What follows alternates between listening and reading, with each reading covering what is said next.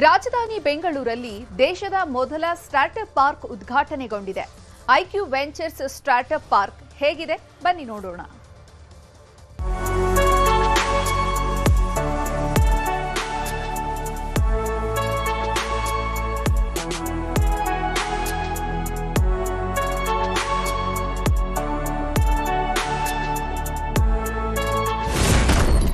ದೇಶದ ಮೊದಲ startup park ಲೋಕಾರ್ಪಣೆ.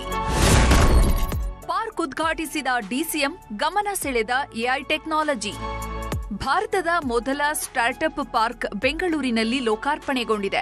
ಐಕ್ಯೂ ವೆಂಚರ್ಸ್ ಸಂಸ್ಥೆಯ ಸಹಯೋಗದಲ್ಲಿ ರೂಪಿಸಿ ಅಭಿವೃದ್ಧಿಪಡಿಸಿರೋ ಸ್ಟಾರ್ಟ್ಅಪ್ ಪಾರ್ಕ್ ಅನ್ನ ಡಿಸಿಎಂ ಡಿಕೆ ಶಿವಕುಮಾರ್ ಉದ್ಘಾಟಿಸಿದ್ರು. ದೇಶದ ಮೊದಲ ಸಮಗ್ರ ಸ್ಟಾರ್ಟ್ಅಪ್ ಇನೋವೇಷನ್ ಹಬ್ ಇದಾಗಿದೆ. ಇನ್ಕ್ಯುಬೇಷನ್, ಮೆಂಟರ್ಶಿಪ್, ಹೂಡಿಕೆದಾರರ ಸಂಪರ್ಕ ಮತ್ತು ಅಂತಾರಾಷ್ಟ್ರೀಯ ನೆಟ್ವರ್ಕಿಂಗ್ ಸೇರಿದಂತೆ ನಾನಾ ಸಹಾಯ ಮೂಲಗಳನ್ನು ಒಂದೇ ವೇದಿಕೆಯಲ್ಲಿ ಒದಗಿಸುತ್ತದೆ.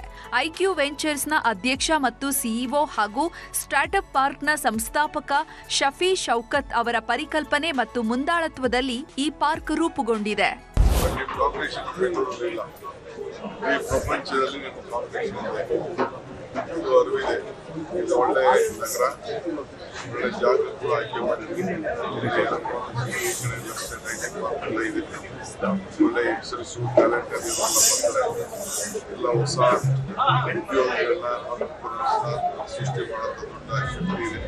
ಈ ಯೋಜನೆಯ ಗುರಿ 10,000 ಸ್ಟಾರ್ಟ್ಅಪ್ಗಳನ್ನು ಬೆಳೆಸೋದು, 1,00,000 ಉದ್ಯೋಗ ಸೃಷ್ಟಿಸೋದು ಮತ್ತು 2030ರೊಳಗೆ 50,000 ಕೋಟಿ ಹೂಡಿಕೆಗಳನ್ನು ಕರ್ನಾಟಕದ ಆರ್ಥಿಕ ವ್ಯವಸ್ಥೆಗೆ ಆಕರ್ಷಿಸುವುದಾಗಿದೆ.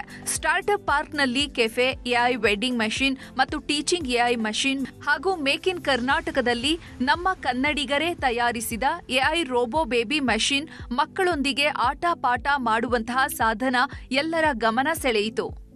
ಒಂದು ಎಐ ಟೀಚರ್ ಥರ, ಇಂಗ್ಲೀಷ್ ಟೀಚರ್ ಥರ ನಾವು ಬಿಲ್ಡ್ ಮಾಡೋಕ್ಕೆ ಹೋಗಿದ್ದು.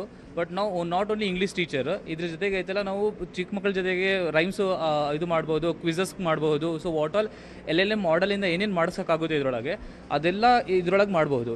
ಫಸ್ಟ್ ನಾವು ಬೇಬಿ ಸಿಟ್ಟಿಂಗಿಗೆ ಕಾನ್ಸಂಟ್ರೇಟ್ ಮಾಡ್ತಾ ಇದ್ವಿ. ಬಟ್ ಈಗ ಐತಲ್ಲ ಎಲ್ಲ ಅಡ್ಮಿನ್ಸ್ ವೇರ್ ಆಲ್ ಏನಂತಾರೆ ಅದಕ್ಕೆ ರಿಸೆಪ್ಷನ್ ಇರುತ್ತಲ್ಲ, ಅಲ್ಲೆಲ್ಲ ರಿಸೆಪ್ಷನ್ಸು ಹ್ಯಾಂಡಲ್ ಮಾಡ್ಬೋದು.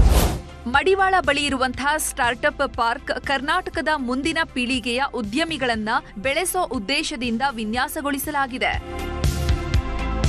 ಶರಣು ಹಂಪಿ, ನ್ಯೂಸ್ 18.